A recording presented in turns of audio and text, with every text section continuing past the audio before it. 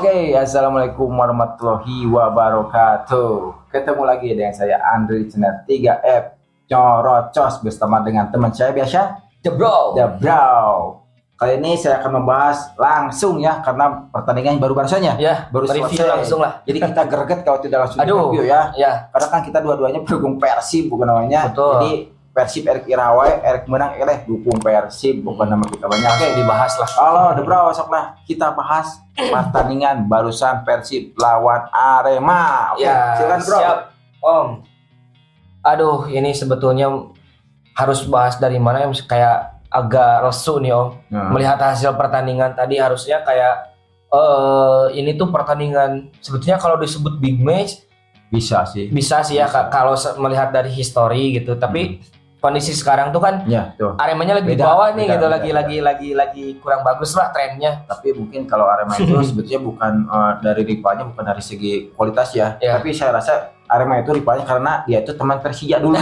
Sejarah ya Om. Itu sejarahnya. Sejarah. Tapi kan kita udah lupain masalah yang gituan. Kalau sekarang mah sepak bola udah ributan lah, ribut ulah ribut di usum mana Iya ya. pokoknya nama mengbal ya nama lah Ya. gitu. So, jadi gimana? Balik lagi ke pertandingan. Jadi dari line up tuh sebetulnya ini udah line up terbaik musim ini sebetulnya. Baik. Kita pakai double pivot, double gelandang tengahnya ada Irianto sama Mark sama Madinda ya. Madinda. Jadi dari line up juga udah paling terbaik. Tapi sebetulnya dari tensi awal pertandingan babak pertama udah sangat bagus nih. Nah ini tuh agak anehnya tuh apakah karena penonton yang kembali full house atau gimana nih, mental pemain kayak nervous gitu dekat. Karena kan kalau saya lihat di berita tuh penonton Viking tuh kembali lagi ke stadion Viking katanya. kembali lagi nonton lagi. Kembali lagi kecewa kemarin kan. Ya, Kecewa. pengen ada komunikasi lah sama manajemen tapi mungkin belum ada hasil akhir, makanya salah komunikasi. pengen jadi nonton lagi gitu, apalagi lagi laganya big match lah gitu ya. Jadi secara line up pemain tuh harusnya ini udah bisa kill the game, harus bisa punya dari awal gitu ya. Tapi nggak tahu kenapa tadi apalagi seudah babak kedua banyak peluang-peluang terbuang tuh. Itu berapa? Si Beckham 2 ya, lu parah. DDS berapa kali kan buang peluang itu. Nah nggak tahu nih ini nervous dari pemain atau gimana gitu. Apalagi di kandang kan udah selama ini gitu kan kosong stadion, terus baru ada lagi Bobotoh. Sedikit agak kecewa sih sebetulnya secara hasil. Elehnya terus kecewa. Bahaya itu kalau sampai kalah itu. TV Popes juga mana? PLN sejauh barat di Pareuman. Di Pareuman coba melakukan deh. Jadi mungkin ya pendapat saya nih tadi ngelihat di babak pertama ya, permainan Persib itu setelah kemasukan gol. Saya rasa itu ya saya rasakan dari pas pertama itu kan bagus ya. Pas penalti oke lah, nggak apa-apa, penalti masih semangat nih. Pas gol penyeimbang itu mulai dari Persib kayaknya emang mungkin dari faktor penonton kayak pas biasa kan kalau kena gol biasa kan penonton wah itu pasti mental kena nih. Agak down. Di situ saya lihat perubahan permainan Persib ya. Agak ngedown. Nah, agak ngedown. Emang betul frontal menyerang, tapi kan emang dari pemain Arema juga luar biasa ya. Dengan mungkin dari pemain orang ke orang itu bagus juga ya. Emang Persib juga sama dari main mungkin bisa dibilang pemain kaki-kakinya luar biasa juga sama, tapi yang sangat disalahkan mungkin saya cuma sama satu orang tadi nih, back ya, si yang Rodriguez ya, dia kayaknya umpan-umpannya kayaknya aku salah terus ya. Udah itu berapa mungkin 3 kali 2 kali dia memberikan umpan ke teman itu suka salah, apalagi yang paling parah tuh pas ke belakang langsung out gitu kan.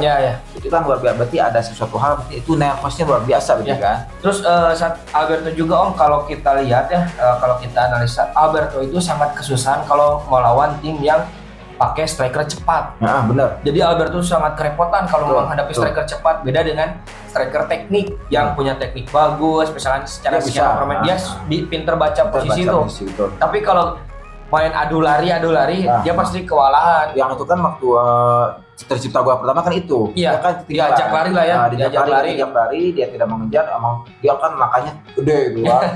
Makanya besar banget. Gustavo ya. Nah, dia tidak mengimbangi dan emang bukan kesalahan siapa-siapa sih, emang bola begitu susah ditebak. Iya. Dia tenang, kiper menepis, tapi kan bolanya emang datangnya ke si Dedi gitu kebetulan. Iya. Emang Om secara individu pemain tuh sebetulnya Arema sangat bagus, sangat seimbang gitu sebetulnya. Saya suka sih emang karakter strikernya luar biasa dia.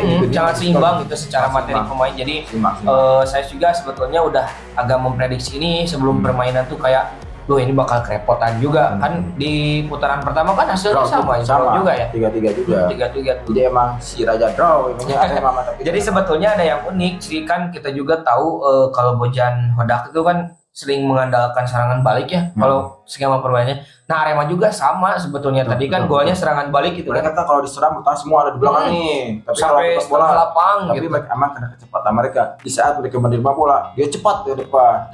Tunggu bentar. Kita belum bahas dulu formasinya nih. Kita akan bahas formasi dulu. Kita lihat dulu formasi dan mungkin siapa aja pemainnya. Belum kita bahas tuh tadi.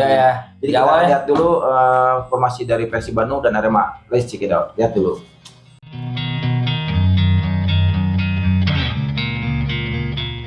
Oke, itulah line up dari Persib Bandung dan Arema Malang. Sorry tadi di awal tidak kita bahas karena kita saking semangatnya nih Persib. Atau baru-barusan selesai kita mungkin baru setengah jam kita bahas langsung demi Persib bukan nama. Nih, jadi ini mungkin saya akan tentang si Bojan nih. Gimana nih? Si Bojan Hodak nih, pelatih Persib sekarang nih gimana nih? Kalau secara kepintaran tuh sangat-sangat pintar. Dia kan udah menguasai kultur Asia Tenggara lah. Kayak dia di Malaysia kan. Di Indonesia tuh tipe liganya seperti apa gitu. Jadi tahu mengondisikan, bahkan kita kehilangan pemain kayak pertandingan sebelumnya kehilangan Mark Klok misalkan. Kita tuh nggak punya rasa takut kayak Mark Klok tuh main ya gitu. Sekarang beda satu nih. Iya, kayak nggak ada satu tapi itu salah satu ciri pelatih bagus tuh dia bisa tidak kehilangannya. Kalau kehilangan pemain tapi supporter tuh nggak kepikiran aduh pusing gitu kehilangan satu pemain tapi kita mikirnya tenang bakal ada si ini, tenang bakal ada si itu kayak gitu. Jadi nah itu salah satu tipe ciri-ciri pelatih pintar gitu. Ya pelatih pintar gitu. Jadi dia bisa menempatkan sesuatu dengan porsinya gitu kayak nggak terlalu memaksakan 90 menit harus main si ini misalnya gitu. Contohnya nih pokoknya saya suka dari si Bojan ini kenapa?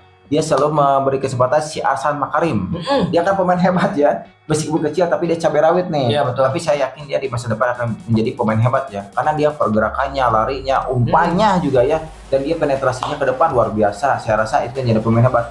Mungkin beda dengan waktu mungkin Febri ya, tapi kalau Ahsan ini dia punya skill tersendiri ya. Dia jadi punya intelijensinya beda. Dia bisa pas saat dia pegang bola nih, dia tidak selalu mengarah ke depan gitu kan. Dia bisa ke tengah nyari dua bola atau dia lebih luas lah ya. Kalau kan mungkin yang lainnya kan dari sampingin terus gitu kan. Kalau Papai Gawir gitu. Papai Gawir harus orang Singawanya. Jadi manggil garis tengah turun terus tabraknya tiang tadi. Kalau si Ahsan saya lihat itu beda ya.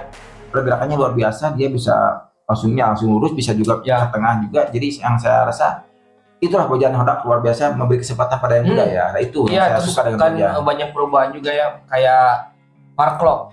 Dari Mark Klok juga kan kalau sebelum sama pelatih sebelumnya tuh dia lebih defensif ya. Kalau sekarang kan ofensif dia ke depan terus. Ngasih asisnya juga sekarang udah 6 gitu. Malah udah banyak lah gitu dibanding musim lalu. Ada satu lagi yang lupa nih siapa? Siapa Om? Si Ejer Awalian. Nah, iya. Nah si Ejer sekarang jadi super sub luar biasa. Benar-benar super sub ya. Luar biasa itu. Setiap dimainkan dia jadi pemain hebat, menentukan kemenangan. Kita tuh jadi nunggu-nunggu, Ejer dipainkan menit sabaraha gitu karena ya kecerdasan Bojan Hodak lah ya itu. Jadi dia bisa membuat Ejer tuh jadi seorang yang benar-benar kita tunggu gitu. Menentukan gitu kan. Sangat menentukan. Itu yang luar biasa dari Bojan Hodak ya. Mungkin dari permainan tadi ya sudah saya bilangnya mungkin gol pertama ya mungkin ya penalti kan enggak lah. Emang keberuntungan misalkan penalti bisa mungkin hal sifatnya 80% bisa gol gitu kan. Data yang sangat disesalkan itu gol penyimbangnya itu yang membuat saya rasa itulah awal mula Persib terakhir. Nah, ditambah lagi gol kedua Ciro bagus juga ya. Ditambah lagi gol kedua penyimbang lagi itu makin kacau. Ditambah lagi dengan mungkin salah pemain mungkin JBK banyak buang peluang ya. Banyak buang peluang. Mungkin Ciro juga saya rasa kritik dikit ya buat Ciro ya. Dia itu selalu terlambat mengoper bola, dia selalu memaksakan diri. Jadi Ciro itu terlalu memaksakan diri untuk mungkin bukan mengumpat, tapi emang dia memaksakan pokoknya intinya mau mencetak gol ataupun mengumpat, pokoknya dia terlalu memaksakan di kondisi back ada 3 dia terus menusuk gitu kan. Dan itu kesempatannya kan kecil. Beberapa kali ya. Itu udah beberapa kali saya lihat, saya juga tadi sempat Ciro tidak eta kelakuan. Tapi apakah itu mungkin Om kayak tipe-tipe pemain Brazil Om? Maksudnya bukan mendiskreditkan ya, tapi kayak stylenya pemain Brazil tuh. Iya, jadi emang dia pengen pakai skill, skill dan kemampuannya. Saya rasa itu tidak apa-apa kalau kondisinya aman gitu kan. Tapi kalau tadi saya lihat itu sudah kondisi itu sudah harus banyak sering telat ngoper ya. Jadi emang terlambat mengoper terus ya. Jadi saya contohnya waktu si Botham punya kesempatan kosong nih. Pernah lihat kan? Dia bilang di kanan kosong. kenapa tidak Telat ya? depan gitu kan, dia terus memaksakan aja masuk ke arah mendekati Yang gawang. awal-awal babak kedua itu ya. Itu kan si Beckham kosong, kalau pas saya rasa itu pasti jadi gol itu kan. Nah itu mungkin buat Ciro, tapi Ciro the best ya, tetap ya Ciro mainnya the best, tapi mungkin itu mungkin saya tadi mungkin satu sisi dari gugupan dia juga, saya harus mungkin memenangkan Pengen pertandingan. membuktikan lah ya. Jadi egonya terlalu tinggi, jadi memaksakan, jadi mungkin ambisinya terlalu tinggi, dia imbasnya kayak gitu. Dan hasil dua-dua itu saya rasa ini aduh itu bisa ngomong apa namanya?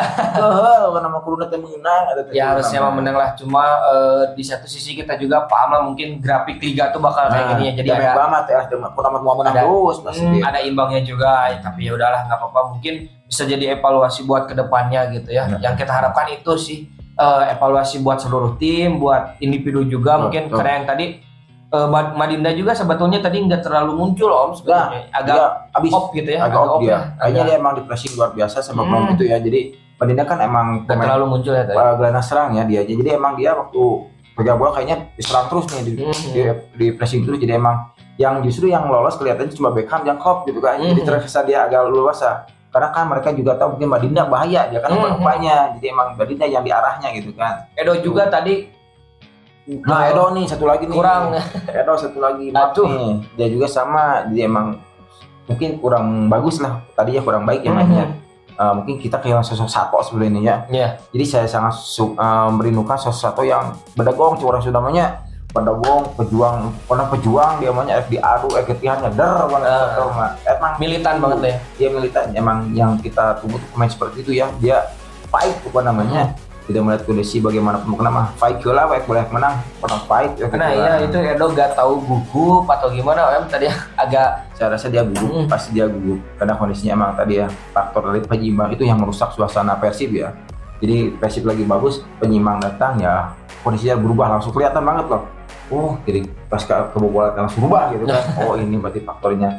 Kalau secara permainan saya rasa semua baik ya, jadi saya rasa terutama pas Fred masuk nih. Ya. Fred ada harapan sebetulnya ya pas Fred masuk ya. Saya rasa Fred nih sekarang lagi on fire banget ya Fred ya. Fred pertahankan Fred. Tapi kan Om untuk sekarang tuh sistemnya kan nanti ada 4 besar ya Om. Jadi kalau saya sih berharapnya ya nggak apa-apa lah, nggak usah terlalu ngegas juga gitu. Jadi yang penting masuk 4 besar gitu, main cantik lah, main aman. Jangan sampai kehabisan bensin buat nanti di akhir gitu. Bisa cedera ya. Nah itu. Yang penting oke lah sekarang imbang nggak apa-apa, tapi nextnya harus bisa ngembaliin tren positifnya, menang lagi. Pokoknya jangan sampai banyak kalah lah gitu. Itulah siga rencana kemarin Madura dibantai tadi tapi versi Kediri 4-0 ya? 4-0 dibantai. Aduh, biasalah Madura mau kehabisan bensin. Madura kan itu sama klasmennya kan 1 2 3 dan Madura kan. Sekarang kan jadi menjauh lagi. Nah, tapi sekarang nih Borneo nih. Saya doakan kita Borneo kalah lah. Biar nanti deket versi yang terlalu jauh ya. Nanti kan kalau Borneo menang jadi 4 lagi nih sekarang. Ini kan jauh lagi sama Borneo. Saya harapkan sekarang doakannya Bobotoh si kalah Borneo. Tapi Borneo tuh next match-nya sekarang tuh lawan apa ya kalau nggak salah? PSM kalau nggak salah. Laga berat juga nantinya. Benar, PSM berat juga sih sekarang emang. PSM tuh nggak tahu PSM atau Bali, pokoknya bakal bukan Bali. Bakal menghadapi laga berat juga minggu sekarang tuh Borneo.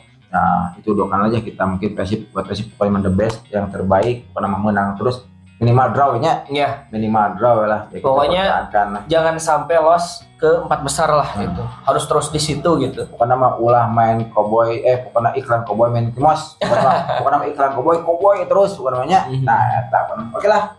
Mungkin itu curhatan kita dari Bobotoh. Dari Bon Jovi. Bon Jovi, nama Bon Jovi coba Bon Jovi. Bobotoh laju di TV. Di mau Bon Jovi duluan aja. Bobotoh laju di TV Tekalapang. Dan mungkin karena kesibukannya maaf ya jauh kita juga. Tidak mau ya karena kondisinya kita jauh, karena kita kerja ya.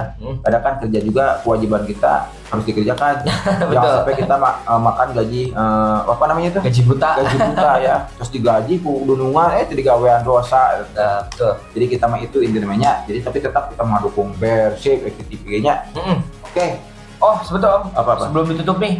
Nanti malam ada Champions League Om nih. MU lain. MU Arsenal ada. Banyak lah match besar nanti malam. Nah mungkin bisa besok kita bahas hasilnya atau kedepannya mungkin gimana lah. Jadi kita bahas besok, kita bahas aja hasil pertandingan malam ini ya. Nah betul. Karena Champions League lah. Moga-moga MU menang ya. Bisa jadi hati saya. Momen LM mau dibahasnya. apalagi mainnya tengah malam nih, Champion bahkan jam 2 gitu, terus 2. pas ditonton eleh kan, aduh, aduh, mata sayu eleh. nanti pas kerja teh kumaha gitu ya. Saya mah dibully kalau MU kalah, kalau dibully pasti di kantornya. Oke lah, pokoknya oke. Sampai ini dulu lah, oke teman. Siap, tutup aja kamu lah. Siap, terima kasih buat teman-teman. Kita baru kembali lagi baru kembali ngobrol-ngobrol lagi nih. Semoga nanti kita lebih banyak waktu buat ngobrol-ngobrol. Terus kalau teman-teman ada ide yang mau dibahas, silakan tulis aja di kolom komentar. Misalkan punya ide apa yang mau kita bahas, boleh. Kita bakal bahas secara seru lah, secara santai gitu ya. Kayak gini nih. Gaya ngobrol lah, gaya nongkrong gitu. Pokoknya buat teman-teman jangan lupa like and subscribe. Itu lagi komen juga. Jangan lupa buat biar kita semakin terpacu lah, semakin semangat juga ya buat ngobrol-ngobrol. Semoga kita juga bisa sharing ilmu lah, dikit meskipun sedikit lah ya gitu. Ya itu sok mengkritik kita nanya, sok kritik membangun nggak apa-apa aja, tapi jangan kritik menjatuhkannya karena kan kita kebiasaan mungkin di kita ya lebih suka ngeritik tanpa ada solusi, itu yang sangat saya sesalkan ya. Nggak apa-apa kritik, nggak apa-apa, itu kan bagus untuk mau nilai diri sendiri ya gitu. Memotivasi juga, motivasi gitu. Kita juga, tapi jangan sampai kritiknya coba menjatuhkan, tidak ada solusi, itu yang tidak bagus. Ya terima kasih buat teman-teman yang sudah meluangkan waktu buat menonton. Semoga terhibur dan semoga mendapatkan manfaat juga. Amin. Kita tutup aja. Billahi taufiq wal hidayah. Wassalamualaikum warahmatullahi wabarakatuh. Halo, ciao.